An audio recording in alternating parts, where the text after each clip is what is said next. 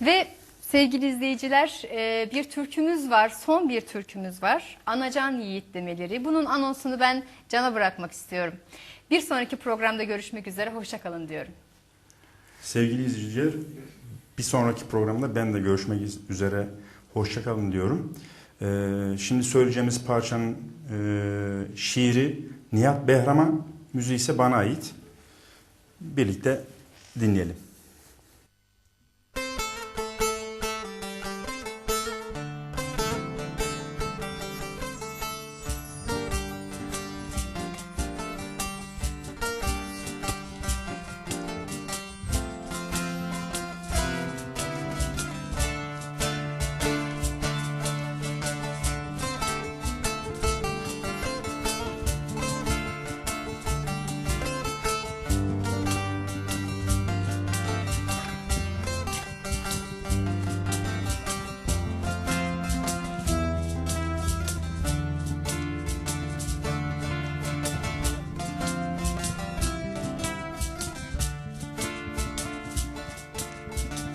Canımdan can yolundu, uğuldar ana canım. Yalı diken bürüdü, filizim darda benim oy. Dalı diken bürüdü, filizim darda benim oy. O çakılda çakıl kuduz dişleri,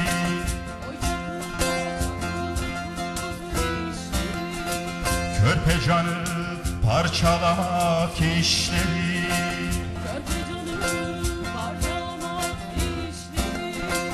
O çakılda çakıl kuduz dişleri,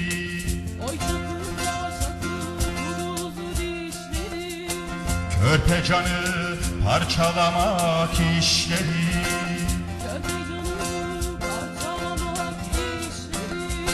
Körpe canı parçalamak işleri. Körpe canı parçalamak işleri.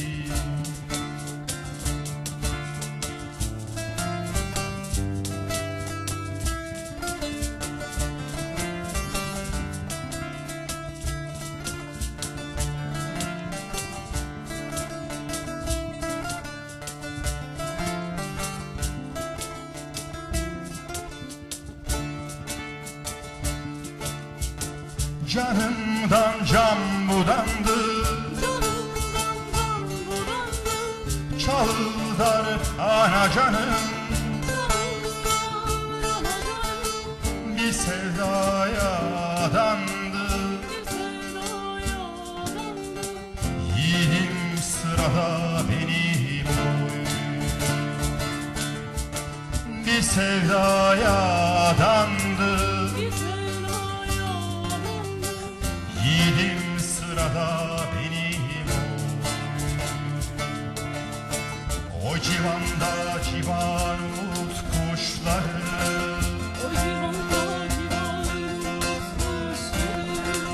anaların can can açan düşleri.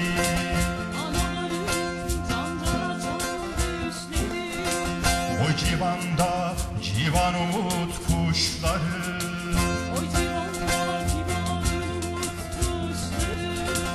anaların can can açan düşleri.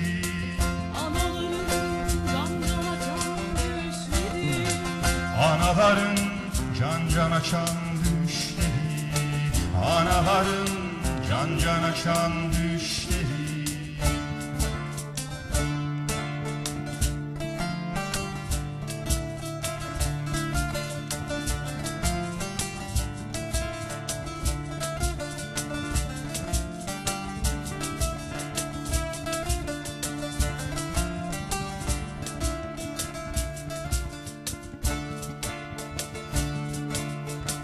Bir yanım uzaklarda,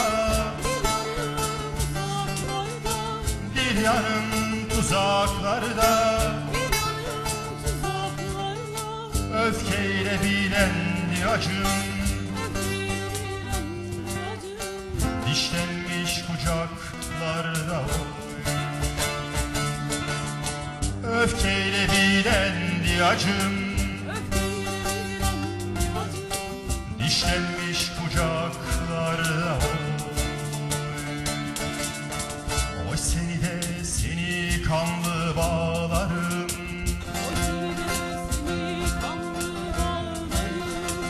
günü gelir hesabını sorarım.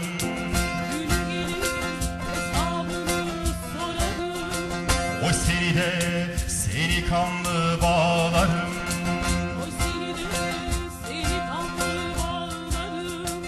günü gelir hesabını sorarım.